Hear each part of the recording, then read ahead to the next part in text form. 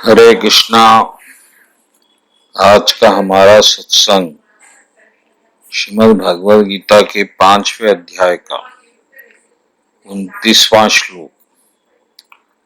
भगवान कृष्ण कह रहे हैं, भोक्ताराम यज्ञ तपसाम सर्वलोका महेश्वरम सुहृदम सर्वभूतानां ज्ञात्वम शांतिमुच्यति। इसका अर्थ है, मुझे समस्त यज्ञों तथा तपस्याओं का परम भोक्ता, समस्त लोकों तथा देवताओं का परमेश्वर एवं समस्त जीवों का उपकारी एवं हितैषी जानकर मेरे भावनामृत से पूर्ण पुरुष भौतिक दुखों से शांति लाभ करते हैं। इसी बात पर आज की सत्संग होगी। हरे कृष्णा। भोक्ताराम यज्ञ तपसा, इस बात को समझिए। भोक्ताराम का अर्थ होता है एंजॉय करने वाला, यानी कि आनंद उठाने वाला, फायदा जिसको हो रहा है वो भोक्ता है। और जो भुगता है वो जो भुगत रहा है, जैसा हम तो हर चीज, जैसा कि जियो कंपनी है, जियो कंपनी का भोक्ता है अंबानी और भुगता है हम, जो उसके पदार्थों का आनंद ले रहे हैं। लेकिन वास्तव में आनंद जो जियो का लाभ हो रहा है वो अंबानी को हो रहा है। इसी तरह से इस ब्रह्मांड का भी एक भोक्ता है। वैसे तो कई भोक्ता है, जैसे विष्णु भगवान, शंकर भगवान और ब्रह्मा भगवान, सूर्य भगवान।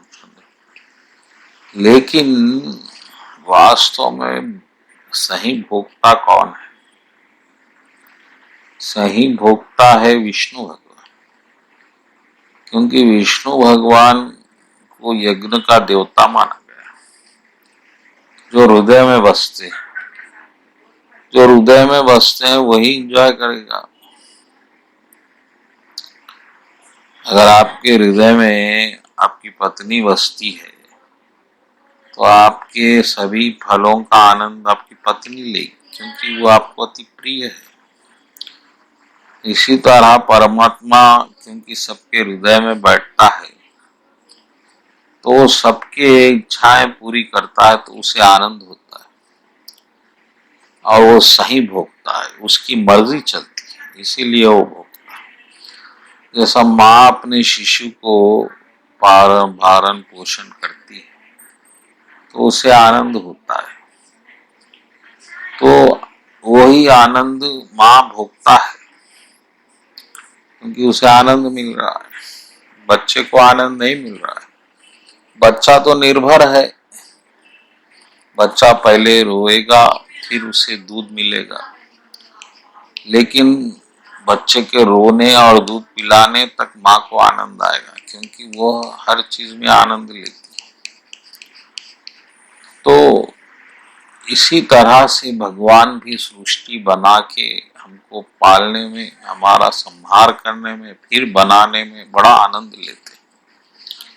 सृष्टि चक्र जो चल रहा है ये भगवान हमारे आनंद के लिए करते हैं, इसलिए उनको आनंद आता है, क्योंकि भगवान को हमको अत्यंत प्रेम करते हैं, इसलिए उनको आनंद आ रहा है। सीधी बात।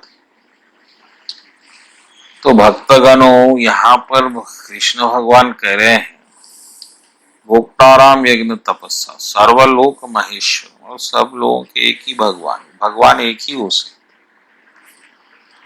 इसलिए हर धर्म में एक ही भगवान कहा गया है। वो एक ही है। आपकी श्रद्धाओं के अनुसार वो अलग अलग नाम, अलग अलग रूप प्रकट करता है, लेकिन वो एक है और वही सर्वलोक महेश्वर भी है। और वो सुहृद है। सुहृद बहुत महत्वपूर्ण है, सबका भला चाहने जैसा माँ सिर्फ अपने बच्चे का भला, शिशु का भला चाहती, एक पल के लिए भी उसे नहीं छोड़ सकती, इसी तरह भगवान हमको नहीं छोड़ सकते, चाहे तो भी। शिशु माँ को भूल सकता है, लेकिन माँ शिशु को नहीं भूल सकती। यही सत्य है, यही भगवान कह रहे हैं, सुहदम, मैं सुहद हूं सर्वभूतानाम। ऐसा जिसको ज्ञान होता है, जात्वा शांति गच्छति, उसको शांति मिलती। वरना आपको मालूम ही नहीं आपका जन्म क्यों हुआ और आपको कौन चाहता है, आपको शरीर किसने दिया, आप कहाँ जा रहे हैं, आपकी इच्छाएं पूरी कैसा हो रही है, तो आप फिर अधूरा जीवन व्यतीत करेंगे। किसी को भी सहारा बना लेंगे, पति को, पत्नी को, माता को, पिता को, भाई को, बंधु को, देश को, काल को, देव को, देवता को, और भटकते रहेंगे, क्योंकि प्यार आपको कहीं नहीं मिलेगा, क्योंकि जो तत्व है वो भिन्न है। सिर्फ परमात्मा का तत्व, आपका तत्व एक है, वही प्रेम है, वही प्रेम प्रागट्य प्रेम है। तो इसी तरह से कृष्ण को जानना, उसके साथ एक हो जाना और उसकी सेवा में रत हो जाना। कृष्ण की सेवा यानी कृष्ण का स्मरण, तो फिर आप निश्चित रूप से शांत रह के जीवन व्यतीत कर सकते हैं, क्योंकि आप कृपा के भागीदारी बनेंगे,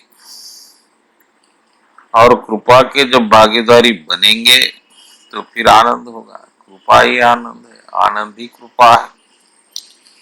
इस तरह से कठिन जीवन में आप शांति प्राप्त कर सकते हैं, सिर्फ प्रभु की शरण लेके। इसका ज्ञान विशेष रखिए, तो आपको जीवन में शांति होगी, कृपा होगी और उन्नति भी होगी। बोलो कृष्ण कन्हैया लाल जी की जय।